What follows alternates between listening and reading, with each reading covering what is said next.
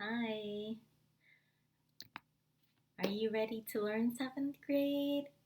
I hope you are. Okay, let's get started. Now, recall from yesterday the difference between population and sample. It may be impractical to study or analyze a large population, and it may be more practical to choose a small portion of the population to study and observe. The number of members in a sample is called sample size. Hmm. Do you recall the differences between a random sample versus a bias sample? Well, a random sample has two conditions. One, every member of the population has an equal chance of being selected, and also, two, selection of members is independent of each other. A bias sample is not a random sample. A bias sample is when members are not randomly chosen. And there are three types of random sampling: simple, stratified, and systematic. And yesterday we went over simple random sampling. Today we're going to go over stratified and systematic. And before we continue, part of our lesson is going to be watching this really good YouTube video. It's short, it's less than 5 minutes. It's called What Are the Types of Sampling Techniques in Statistics by What's Up Dude. So let's take a look at the video.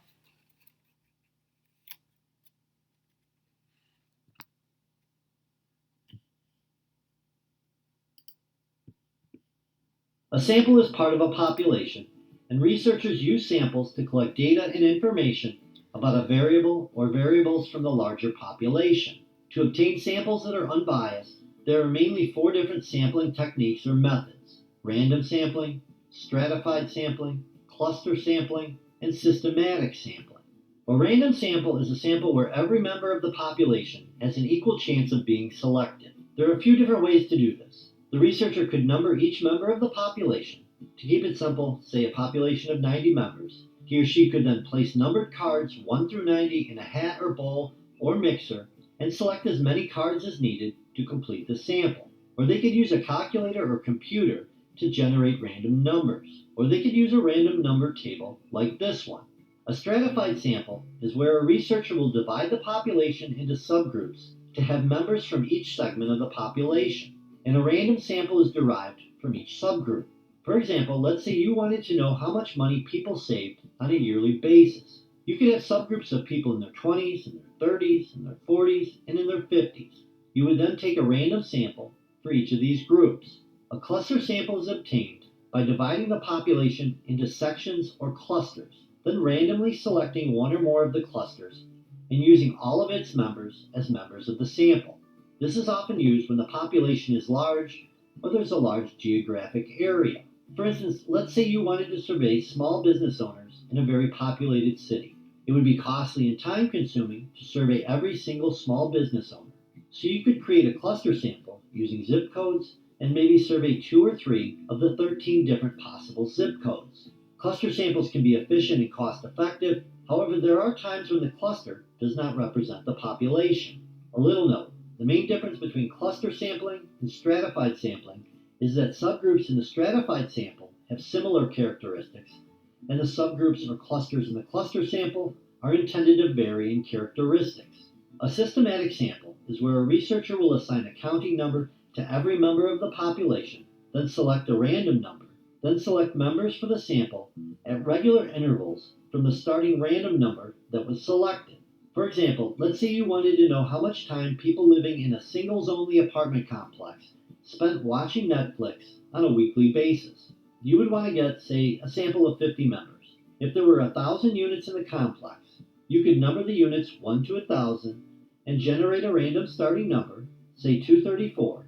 Since you want a sample of 50, you could divide 1,000, the number of the population, by 50 to get 20, which would be your interval number. So 234 would be selected for the sample, then 254, which is 234 plus 20, then 274, which is 254 plus 20, and so on until you had your 50 members selected for your sample. This sampling method is easy to use if the population can be easily numbered. Another note, even when using the best sampling methods, a sampling error, which is the difference between the results of a sample and a population, can occur. And there is one other sampling method called a convenience sample, where a researcher develops a sample from members of the population that are easy to get or convenient. Many times these samples lead to biased results. Alright, my friends, I have more videos right there for you. Till next time. Okay, so I'm going to link this video in Moodle, and you can watch it again at a slower pace if you need to. And let's just review what this video was about. Okay, and I actually summarized it by taking the big concepts from Khan Academy, and I'm gonna also link that for you in Moodle as well. So please feel free to go to that resource on your own. Okay, so yesterday and also in this video, they reviewed simple random sample, which is when every member and set of members has an equal chance of being included in the sample. So you can use technology like your graphing calculator or also the computer, random number generators, or some other sort of chance process to get a simple random sample. Now, an example is teachers put students' names in a hat and chooses without looking to get a sample of students. So that's an example for simple random sample. And why is it good? Why do people prefer this? Well, random samples are usually fairly representative since they don't favor certain members. All right. Now, today, the video touched upon stratified random sampling. It's when the population is first split into subgroups. The overall sample consists of some members from every group. The members from each group are chosen randomly. For example, a student council surveys 100 students by getting random samples of 25 freshmen, 25 sophomores, 25 juniors, and 25 seniors. So the subgroups are freshmen, sophomores, juniors, and seniors. And why do people prefer it? Well, a stratified sample guarantees that members from each group will be represented in the sample. So this sampling method is good when we want some members from every group. And I'm going to move my video a tad bit higher because I think the next one I might cover it. So, okay, all right. And I guess I'll just move it over even more, like maybe right here. Okay, all right. So the third one, systematic random sample. Members of the population are put in some order. A starting point is selected at random, and every end member is selected to be in the sample. And how do you figure out every nth term? Well, you're going to take the total sample size and divide it by the sample size wanted. All right, an example of this is a principal takes an alphabetized list of student names and picks a random starting point. Every 20th student is selected to take a survey. Why do people prefer it? Now, this why was not found on Khan. It was found on a website called Investopedia.com, and basically is popular with researchers and analysts because of its simplicity. Researchers generally assume the results are representative of most normal populations, unless a random characteristic disproportionately exists with every nth data sample, which is unlikely. All right, so now this is your challenge, okay? I'm going to put up a scenario, and you need to say whether it's stratified or systematic random sampling, okay? All right. So, need that. A canned food manufacturing site produces about 5,000 cans every day.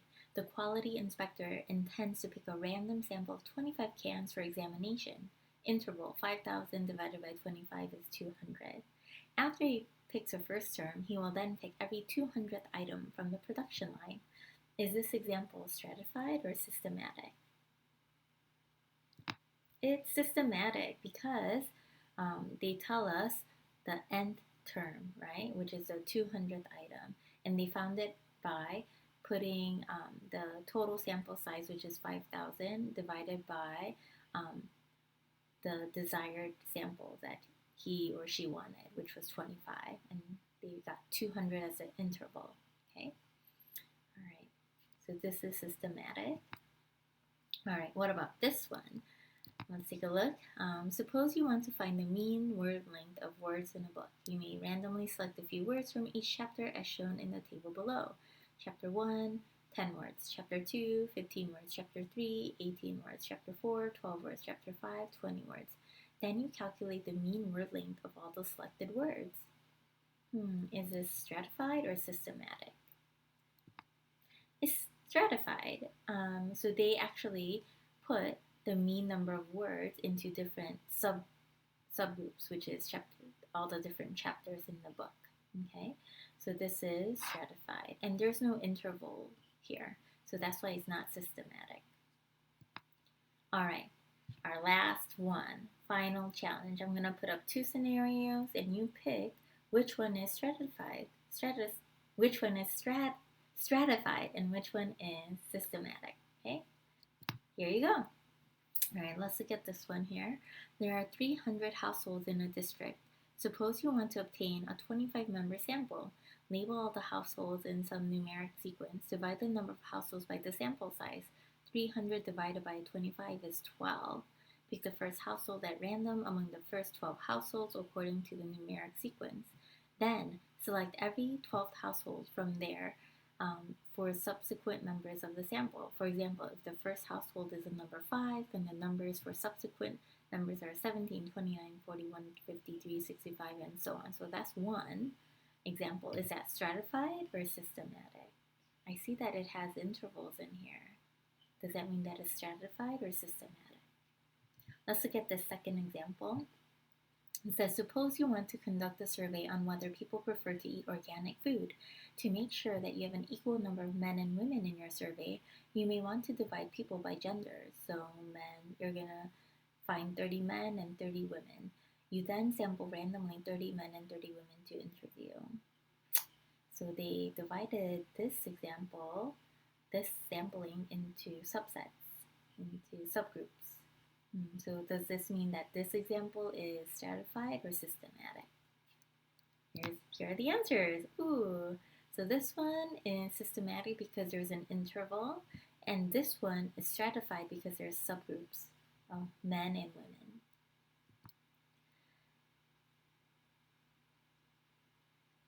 Bearded man gives you the nod of approval. Okay, so now why don't you guys pause the video and please do number 1. Okay, and for each scenario, think about if the best sampling method would be stratified or systematic. Okay, and play the video when you're ready to check your answers. Okay, hey, you must be ready. So the first scenario, it says that a truckload of 3,000 oranges were delivered to a wholesale market. You are allowed to check 1% of the oranges as a random sample before deciding whether to accept the shipment. So I wanted to understand what that meant, okay? So what I did was, I know that 1% is 100, okay? And so 1% of 3,000 is 3,000 times 100, which is 30. So 30 oranges are allowed to be checked, okay? And so what's the best way to check those 30 oranges? Is it through stratified, like putting them into subgroups, or is it systematic? I would probably say systematic random sampling is the best choice, okay? Because it's easy to find the interval. So you're going to take the total sample size of 3,000 oranges and the number of oranges that you want to check, which is 30. And so 3,000 divided by 30 is 100. So start with a random orange, then check every 100th orange. And then so you'll check 30 oranges to see if, the shipment can be accepted or not. All right, let's look at the second scenario. It says that a grocer would like to find what items the store should carry to attract more customers. The grocer wants to survey 100 people in the neighborhood. So in this case, would it be better to um, have it stratified and to divide it into subsets or subgroups, or would it be better to be systematic by finding an interval to take a survey? Okay. So I was trying to visualize this, okay? And so I just thought of a grocery store that I go to often that's close to my house where I don't have to wait in line anymore because the other ones I have to wait in line. So Ralph's, and I was like, okay, let's pretend Ralph's was here, and then these are just the streets that are next to Ralph's. And it says that a grocer wants to find what items the store should carry and wants to survey 100 people in the neighborhood. So I was thinking, okay, so in the neighborhood means, well, it has to be somewhat close to the grocery store. Probably neighborhood doesn't mean in the next town over. It means at least in that town, right? And so I was thinking, well, you know what? Maybe it would be better for the grocery store to do a stratified random sampling, okay, by dividing it into subgroups. And so I thought, well, okay, one way is to maybe see, okay, north of the grocery store and south of the grocery store. You take 50 surveys from those who live in the north side of the grocery store, like above, like north of the grocery store, and then 50 customers who live in the south. Okay, or you can like divide it by zip code because some towns and neighborhoods have like two zip codes where you can get 50 participants in one zip code and 50 participants in another zip code. So those were some of my ideas. Now, yeah, it seems like that. If you want to do like a systematic approach, you might think, oh, maybe I can just take a survey, just pick a random customer that'll come through the doors and take a survey, and then find the interval, and then interview, whatever the interval is, like every 10th customer, and then you interview them to see what the items that they prefer. But sometimes though that might mean that they don't live in the neighborhood, right? Yeah, and so you can't account for that. So because the situation calls for 100 people in the neighborhood, that might not work. Yeah. All right, so problem solved. Well, if you have any questions, please get them ready for a session on Thursday, and we'll practice more then. Okay? All right, I'll see you on Thursday. Bye.